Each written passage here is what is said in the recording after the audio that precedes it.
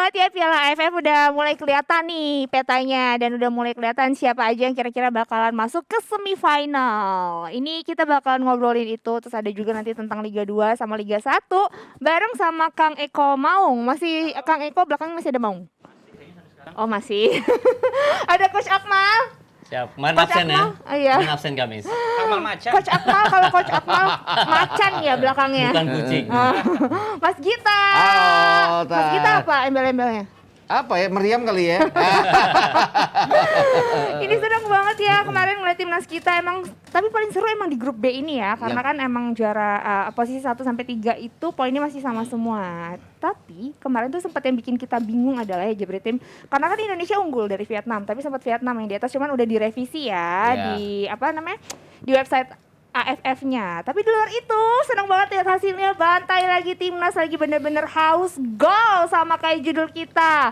Pertama 4-2 nih lawan Kamboja, terus juga yang kedua 1-5 lawan sama Laos. Apalagi kemarin kan Sintayong memutuskan melakukan sejumlah rotasi pemain saat timnas menang 5-1 atas Laos di Piala AFF. Bahkan Sintayong tuh udah yakin banget kalau pemain yang turun bisa bermain baik. Tapi kemarin ngelihat memang di babak pertama lumayan tapi agak kurang greget, makin greget pas Witan masuk ya. Kang Eko dulu deh. Jadi gini nih, sebetulnya ya, Gimana? tanpa tidak menghormati euforia teman-teman sekalian ya. Ingat, yang kita kalahkan tuh Kamboja sama Laos gitu ya. Yang notabene kalau buat Tapi ini kan bekal. iya betul, itu makanya tanpa tidak mengurangi hormat gitu ya. Tapi Kamboja sama Laos, bahkan saya mikirnya sih bukan kita menang besar, kok kita bisa kemasukan ya. Jadi kalau misalkan kita lihat ya, 3 dekade ke belakang lah ya, ini 2 tim ini bukan apa-apa di Asia Tenggara. Dalam artian, mereka tuh nyetak gol ke Indonesia itu susah loh gitu. Jadi walaupun mereka kalah gitu ya, tapi biasanya mereka kosong gitu. Nah sekarang Kamboja bisa masukin 2. Clean sheet Laos ya, Laos bisa masukin 1. Bahkan catatan ya, waktu lawan Laos ya, terlihat betapa tidak efektifnya timnas. Jadi walaupun bisa masukin 5 ya, tapi kan peluang itu banyak banget ya, finishing jelek. Nah sedangkan Laos, kalau saya hitung mereka shoot on target cuma 2 apa 3 gitu ya. Tapi mereka bisa masukin 1. Jadi efektivitasnya tinggi gitu. Nah hal seperti ini perlu dibenahi dong, apalagi ntar ketemu lawan yang beneran gitu ya. Tapi Mas Gita kalau ngelihat timnas kemarin main juga udah membaikkan, walaupun memang masih ada kesalahan-kesalahan passing, sama tadi bener ya lini belakang harus diperbaikin Ya, lagi. lini belakang harus diperbaiki dan satu shot on target mereka datang dari kecolokan di lini belakang di mana kita terlalu bertahan ke atas. Ya. 2 center back kita terlalu ke atas, wing back kita tidak telat ke belakang, itu jadi gol. Lawan Kamboja kita kalah dari set piece. 1 tendangan bebas, 1 sepak pojok. Tapi sih kalau aku melihatnya adalah intinya adalah gini. Ini grup akan utung-utungan golnya tinggi gitu loh. Jadi siapa yang menang lawan Laos dan Kamboja dengan jumlah besar. Kita bicara Malaysia kan udah menangnya 3-1, kita menangnya 4-2. Kita menang dong secara mencetak gol. Walaupun kita kemasukan 2 tapi kita masukin 4. 4-2 kan menang dari 3-1. Terus kan Malaysia menang 4-0 dari Laos, kita menangnya 5-1. Jadi kita 9-3, mereka 7-1 ditambah mereka kalah dari Vietnam. Ini grup juaranya aku terlalu yakin bahwa ini akan Vietnam gitu loh.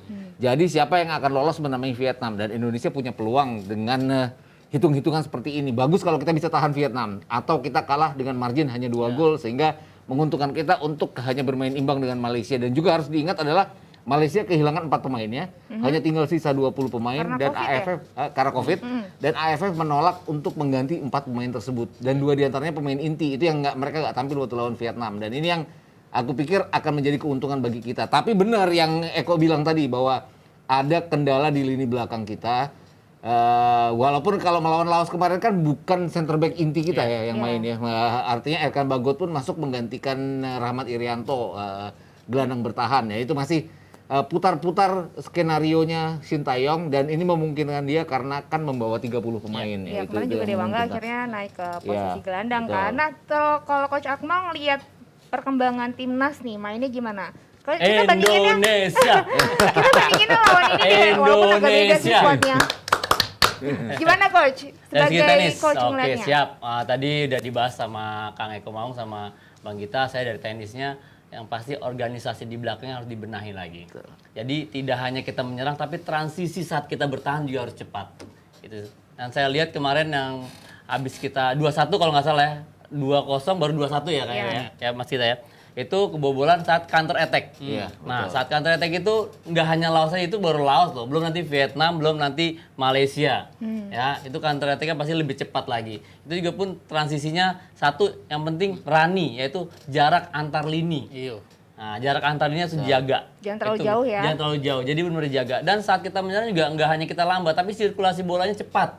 Karena kan kita keputusan untuk ditahan bola terlalu lama ya, Bang kita Kang Eko ya. Ini harus cepat sirkulasi bolanya. Iya, iya. Dari Nah, situ kan ada Evan Dimas, sudah ada Ezra, ya kan? Nah itu harus cepat itu. ya kemarin walaupun Ezra tuh baru masuk di menit ke 70-an ya kalau nggak salah Iya, ya. Ini betul. kita lihat skuad kemarin ya. Witan Tapi juga ya, di Dedik babak gimana kedua melihatnya? ya. Kayaknya Dedik juga nggak terlalu ini ya, belum terlalu akurat ya. Ya, dan kalau kita lihat kan kemarin ya jelas bahwa ini kan dua center back ini jarang dimainkan bersama untuk uji coba ya. Artinya Dewangga dan Rido juga bahkan baru bergabung ya setelah sebelumnya memperkuat Persebaya ya. Dan di week ke-16 Liga 1 ini jadinya pasti akan ada kendala. Kemudian kalau kita lihat juga gol Laos itu benar-benar kecolongan kita adalah karena tidak jauhnya jarak antara Rido dan Dewangga sendiri. Jadi hitung-hitungannya adalah bagaimana center strikernya Laos ada di sini, hanya ada Dewangga yang di sini dan tidak ada center back yang satu lagi untuk mundur ke belakang. Waduh, aku kok gayanya kayak best ya. Best, jadi gantinya Best sama Koci nih di sini. itu jadinya kayak gitu. Tapi ya itu tadi Vietnam akan bisa lebih membahayakan dibandingkan Laos. Iya, iya. Nah, Ini tapi dibandingkan kalau udah- kita kemarin melihat skuad yang saat menghadapi Laos, ini kita ngelihat banget ya gimana peran Evan Dimas, Iya, Asnawi betul. sama Iya. Irfan Jaya ini penting banget untuk Iya, timnas betul. kita. Dan kalau hitungannya kan waktu itu kita khawatir banget kita tidak bisa cetak gol dalam jumlah banyak. Iya. Artinya kita tetap bisa menghasilkan gol pada saat dibutuhkan, yaitu lawan dua tim terlemah yang ada di grup B ini. Ini sebuah keuntungan, tapi lini pertahanan benar-benar harus dibenahi pada saat berhadapan dengan Vietnam dan Malaysia nanti. Tapi akhirnya striker kita nih Kang juga mencetak gol karena Iya. kan kemarin belum dari striker ya. Nah, kalau saya sih melihat di luar teknis sama materi tim ya. Jadi anggaplah kita lancar nih, kita punya peluang buat juara ya. Ini secara umum ada hal yang menarik gitu. Andai kata kita juara tahun ini juga sebetulnya menohok buat orang-orang Indonesia. Kan kalau orang Indonesia suka sepak bola, suka badminton itu kan kadang-kadang over proud ya sama negaranya. Jadi nasionalisme itu bagus, tapi kadang-kadang over, misalkan dihina dikit marah, dikit marah gitu ya. Nah Baperan nanti, ya, Kang, ya? iya nanti ketika kita misalkan juara ya, amin ya, Amin. juara, Amin, itu amin, menarik amin. karena nanti kita tetap merah putih nggak bisa berkibar. Jadi itu lucu loh.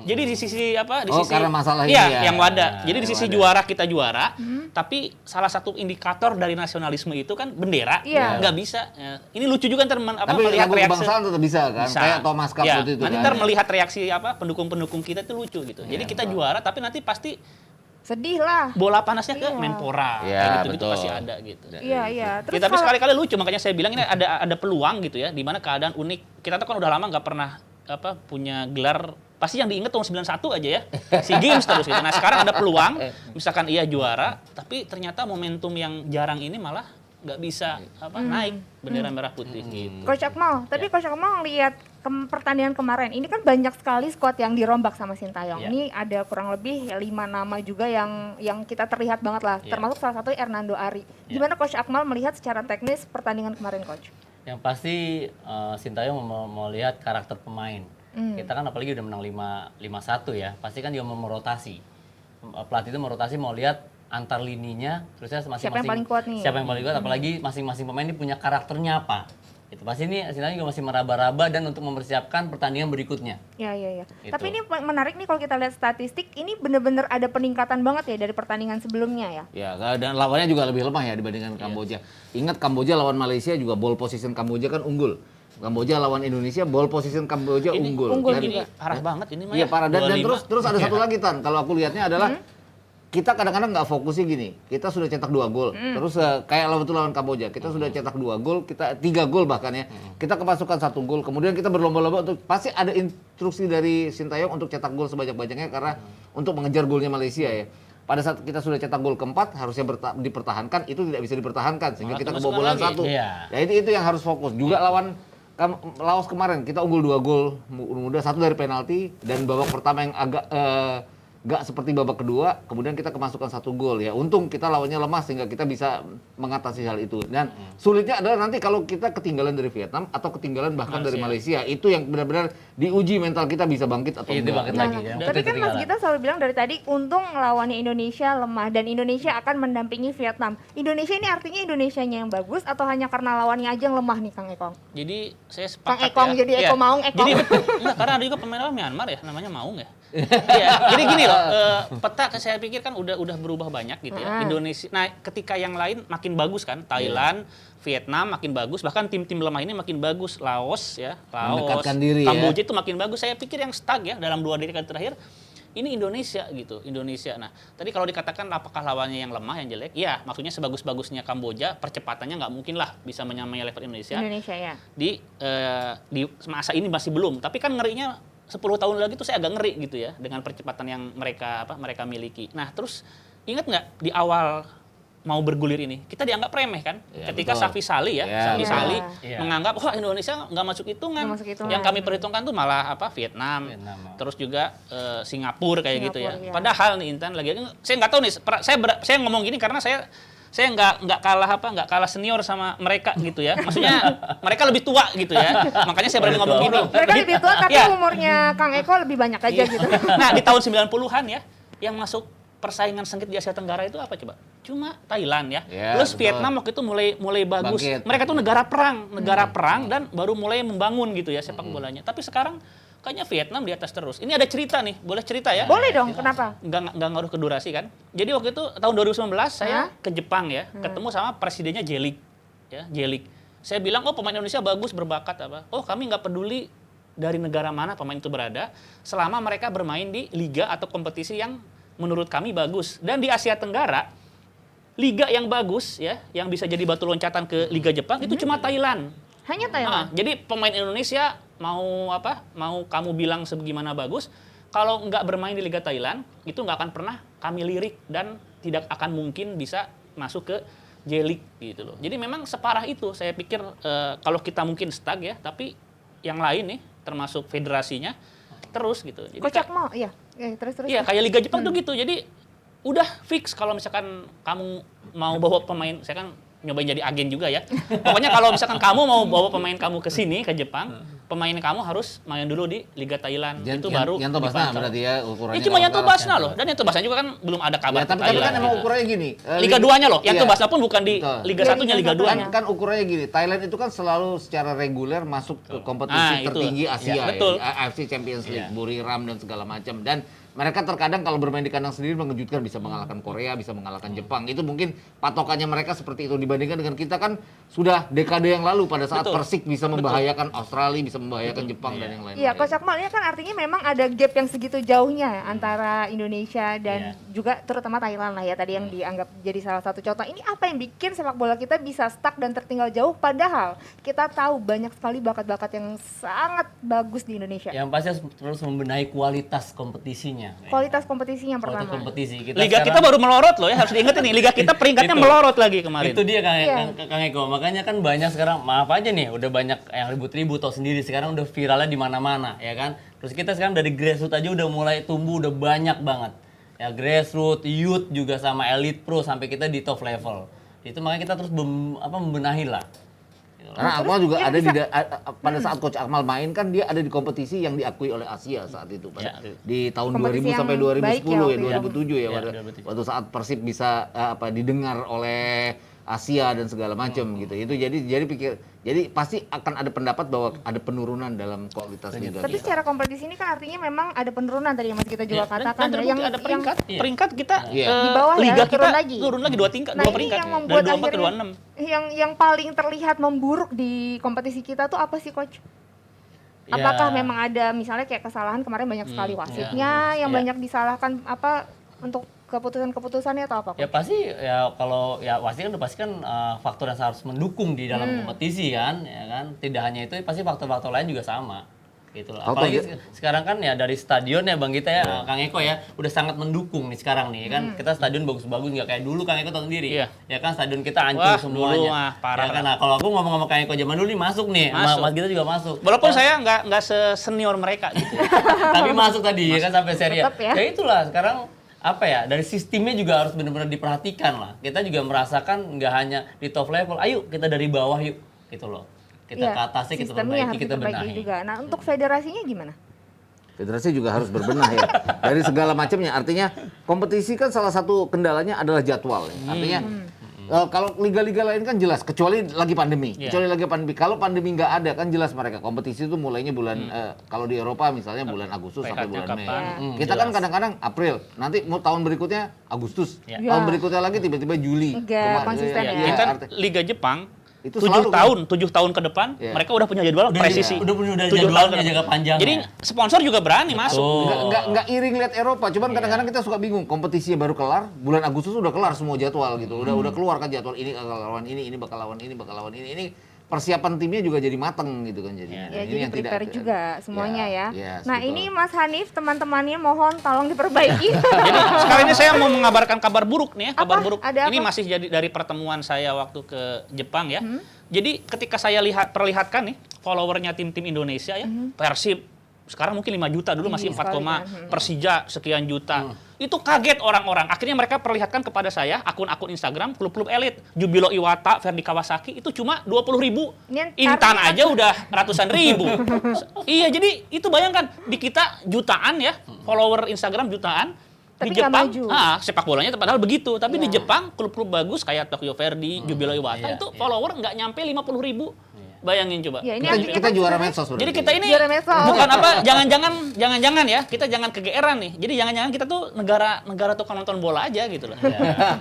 Padahal antusiasmenya tinggi ya. Iya. Coba deh kalau dari Kang Eko apa nih Kang yang harus dikritisi dari sepak bola Indonesia? Aku pengen denger bener-bener Waduh, dari kalau Kang Eko. dikritisi kayaknya banyak banget ya. Cuma hal yang paling utama Krusial. masalah konsistensi gitu ya. Konsistensi, dan saya pikir federasi sekarang punya dukungan kuat dari pemerintah. Terus orangnya juga kan orang-orang yang dengan image disiplin dan nggak akan berani ada yang ngehantem sebetulnya, sangat solid ya. Beda sama federasi musim-musim kemarin ya.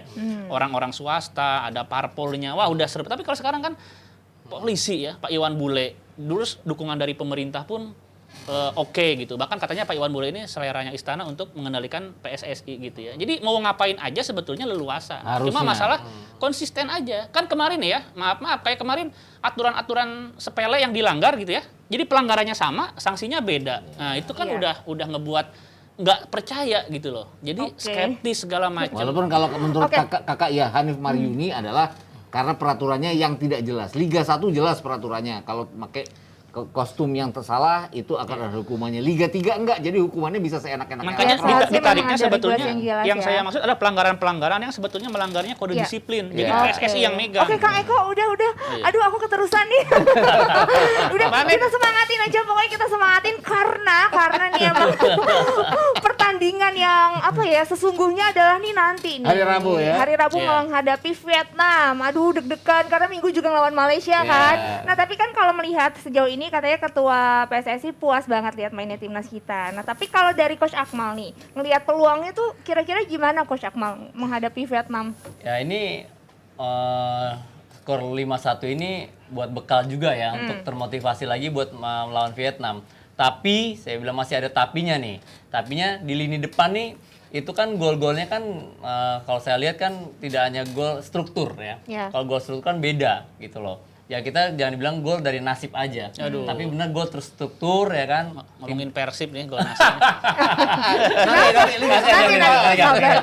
Kita langsung ke timnas tiga nih. Kayaknya Kang Eko banyak unek-unek nih. Indonesia. Ya, Indonesia dulu, mudah-mudahan iya. menjadi motivasi anak-anak lah di pertandingan Vietnam nanti. Kalau Mas Gita ngeliat sendiri skuadnya udah oke belum, Mas? Kalau oke banget sih belum ya. tapi gini, tapi aku ngelihatnya ngobrol sama CEO di episode terakhir sebelum ini hari Kamis kan dia bilang gak penting kalau di kompetisi kayak gini ugly win. Pokoknya 6 kali ugly win akan jadi juara kan dia dibilangnya gitu. Dan kalau kita lihat kan kita nggak ugly win amat. Tapi kan Lumayan nanti ya. lumayan. Lumayan. Ketemunya nanti Vietnam, kemudian Malaysia. Ini yang lawan Kamboja ngarepinnya ya. Malaysia, aku nggak yakin kalau Vietnam kita akan bisa berbuat banyak. Karena melihat kualitasnya Vietnam itu kan di atas rata-rata Asia Tenggara. Ya. Mereka 12 besar Asia saat ini. Malaysia yang bisa kita ambil tanpa 4 pemainnya, ugly win melawan Malaysia atau draw penting kita menang. akan lolos. Yang penting kan lolos dulu Iya. itu. Tanpa gini loh, kalau sebuah tim udah lama nggak juara selalu runner up kan fansnya juga akan berpikir, yang penting gue juara, nggak penting juga main indah atau segala macam. Itu yang aku pikir harus dilakukan oleh Sintayong. Iya, Kang Eko, ini tapi kan ini Egy tuh belum Iya. gabung kan ya? Belum. Nanti kalau Tanggal 18 seandainya dia baru nanti datang akan ya. Egy datang ini berarti lebih kayak Iya. puzzle yang akhirnya lengkap dong. Tapi saya pikir keberanian Sintayong ya, dia merotasi beberapa, walaupun Iya. nggak radikal juga, tapi ada beberapa dia percaya dan hasilnya sesuai hasil ya. Saya pikir Sintayong ini kan orang yang berani eksperimen, Iya. tapi di game berikutnya kelihatan hasilnya gitu. Jadi saya pikir walaupun nanti lawannya Vietnam sama Malaysia ya, nggak tertutup kemungkinan Sintayong masih coba-coba juga. Jadi nanti fase berikutnya lah, ya waktu Egy mungkin udah masuk Di ya, semifinal dan itu final. drill Dan Indonesia. insya Allah gitu. final. Dan tadi betul kata Mas Gita, kalau kita mah ke final mah udah bosen gitu ya. Memang saatnya juara dan saya tadi udah bilang ada peluang bagus nih kita juara, tapi bendera merah putih nggak naik. Saya pingin banget kayak begitu. Saya pingin tahu orang-orang Indonesia yang suka bola kayak gimana. dia tunggu nyinyiran Itu dari nyinyirannya. Emang bukan lagi Kang Eko nunggu nyinyirannya. Aku sih lebih berpikir gini, rotasi ataupun aku pengen Elkan Bagot ada di tim karena Ada di bagus belakang, banget ya. betul lawan Afghanistan ya. Dan layak dipakai dengan siapapun. Ini artinya mampu nggak dia meredam Vietnam? Karena kan tujuan utamanya bukan hanya mencetak gol, tapi bagaimana meredam Vietnam kalau melihat kekuatan Vietnam. Coach Akmal, kalau untuk di depan coach, ini tetap milih Ezra dong pastinya ya. Tidak hanya Hezri aja, tapi kan harus banyak faktor pendukung. Di situ ada Irfan Jaya, terus ada Yudo, ya kan, juga ada gelandang-gelandangnya kan. Kalau kita mengandalkan di depan aja tanpa didukung second line, itu juga repot. Nggak dapat juga Sekarang peluang kita ya, nggak bola. hanya mengandalkan, kalau tim sekarang nggak hanya mengandalkan satu striker tunggal tuh. Bagaimana sekarang lini-lini lain juga mendukung untuk nggak hanya asist saja tapi cetak gol. Ya ini artinya kayak semacam Irfan Jaya, Evan Dimas, Asnawi itu sebisa mungkin ada di line up Betul. ya. Gimana dengan Witan? Kang? Ya. Kalau saya sih simple ya, jadi ini sengaja saya pisah ya. Jadi Sengaja saya tuh pisah, percaya ya. ada skema EWE ya. Ini saya pisah nih biar nggak dibacanya disatuin ya. Apa? Yaitu Ezra, Witan sama Evan. Udah kalau tiga itu atau salah satu atau salah dua di antara tiganya itu main bagus, nasib Indonesia bisa beruntung ya. Jadi EWE ya. Berarti harus konsisten ya, Kang, ya, berarti Iya, ya? Ezra, Oke, ya. Witan sama Evan. Udah itu aja sih kalau saya. Nah, prediksi- Apalagi tiga-tiganya lagi on fire gitu. Mas Gita, prediksi Indonesia ini seberapa persen bisa kira-kira menahan Vietnam? Kalau bisa menang. Susah sih. Susah. Vietnam. Harus bilang nggak nyampe 50%. Tapi kalau pertanyaannya lolos ke semifinal atau enggak, aku Bisa. udah yakin 90% kita 90% lolos, ya udah lolos Vietnam dulu deh. Karena melihat gol kita unggul Banyak lawan ya. Malaysia dan memang salah kalau mengharapkan draw, tapi berusaha untuk lolos dengan hasil draw ya masih Minimal memungkinkan. draw berarti ya. Betul. Kalau Coach Akmal, berapa persen Coach yakin Indonesia ini bisa menahan Vietnam atau bahkan kalau bisa menang lah? Satu, mereka harus bisa fokus. Satu, fokus kerja keras. Dan yang harus dibangun komunikasi. Kadang komunikasi kita itu minim sekali di dalam lapangan. Jadi nggak, kalau lain-lain kan ribut kan. Wah, kadang komunikasi kan banyak kan miskomunikasi di belakang. Kayak kemarin gol Kamboja ya kan dari set piece ya kan komunikasi. Jadi harus dibangun komunikasi itu tidak hanya dari belakang, tidak hanya dari depan tapi dari belakang ke depan kita harus bangun. Kang Gitu Eko? aja. Saya sih punya feeling kita bakalan draw, bisa kalau draw ya lawan Vietnam gitu. Ya tapi syaratnya itu kalau Vietnam draw itu sial buat mereka ya. Kalau kita Kemenangan. udah bisa. Udah Kalau jadi kata sebuah saya bisa gitu. keuntungan ya. Soalnya kemarin agak lain nih. Jadi pelatihnya Vietnam kok agak ini ya. Dia tuh kan mengatakan bahwa Sintayong itu junior saya yang paling berbakat, paling bagus gitu ya. Jadi sebetulnya ini bukan basa-basi ya. Kalau tipikal orang sana nggak basa-basi. Jadi dia mengakui progres yang ada sama Indonesia di bawah Sintayong gitu. Ya, ya, Saya pikir draw ya. Iya. Saya Dan pikir waktu bisa SEA draw. Games kan mereka berdua ketemu. Oh iya, pernah ketemu Hang Seo juga. kan udah belum apa-apa udah bilang ini berbahaya lawan Indonesia walaupun dia akhirnya menang di Iya. final ya. Tapi ya itu tadi respeknya dia terhadap Sintayong kan cukup tinggi dan dia Dan yakin. nggak basa-basi itu, nggak Ya, basa-basi. dan kalau tadi Eko bilang bahwa Kang Eko tadi bilang bahwa kita apa-apa ngaju ke 91. Kemarin tuh saya di bawah ketemu sama Rocky Putirai kan. Oh, iya. Mau nggak mau ngacu lagi ke Iya. 91. Dia bilang bahwa secara fisik tim kita jauh progres pada saat Progresnya ditangani oleh sangat Sintayong. terlihat. Dan itu penting karena tim dia kan kekuatannya adalah Oke. fisik pada saat betul, itu ya. betul. Jadi saya ingat betul tuh. Saya kebetulan waktu itu saya udah kelihat lapangannya ya, lapangan apa namanya? Yang di mana? Yang di Filipina itu. Oh, lupa. Iya. Ya. Jadi lapangan yang kita juara itu saya udah ke sana ya tahun 2019. itu lapangannya itu Rizal Memorial. itu Rizal Memorial itu udah kumuh, sekarang tuh udah nggak kepake lah. Jadi betul-betul jadi bersatu sama pasar gitu ya. Masa iya kita mau nostalgia ke situ terus kan? Jadi lapangannya aja udah alih fungsi jadi mirip lapangan baseball. Iya, ke lapangan baseball. Iya, ke lapangan baseball. Lucu juga Dan ya. jadi waktu saya ngobrol-ngobrol memang fisik. Nah, kita mendengar kemarin kan Sintayong terus-terusan bahkan hal-hal sepele kan sampai diperagain ngoper kayak gini-gini. Nah, jangan-jangan ketika kita pesimis, aduh kayak gitu aja kok diajarin, itu fisik terus. Nah, jangan-jangan disitulah kuncinya. Jangan-jangan fisik itu memang Ya penting. untuk ya. level Asia penting Tenggara, dong, fisik penting. harus benar Harus, juga. harus. Iya, Kalau aku dan- ngeliatnya gini, kita kan punya program namanya Nostal Bola dipegang oleh Papi Ropan itu kan. Yang diundang itu kan anggota-anggota Iya. 91 semua ya. Kasihan nih sesudah 91 nanti nggak diundang sama Papi Ropan gara-gara nggak pernah juara. Jadi itu yang harus. Iya. Prestasi. Jadi waktu kita dengar kan berita-berita pemain Indonesia diajarin ngoper, dimarahin hal-hal fundamentalnya. Tapi jangan-jangan ketika itu clear ya, beres tahun ini sama Sintayong, jangan-jangan ya bakat-bakat yang sering kita bangga-banggakan itu keluar beneran tahun ini gitu. Tapi coach ini selama di YouTube berarti nggak diajarin atau gimana coach? Kok kan Ya, sampai gimana harus nih? Sintayong Yang pasti- dibenerin sih? Yang masa pelatih timnas ngajarin yang ngoper pasti tuh mengulang-ulang lagi. Jadi jangan sampai kesalahan individu itu terjadi lagi. Kan banyak kesalahan sendiri kan terjadi kan, kayak kontrol bola ya kan, kayak passing ya kan, passing nggak ada targetnya kan, kemana kan itu kan harus dibenahi lagi. Banyak bagi saya tidak hanya di timnas saja.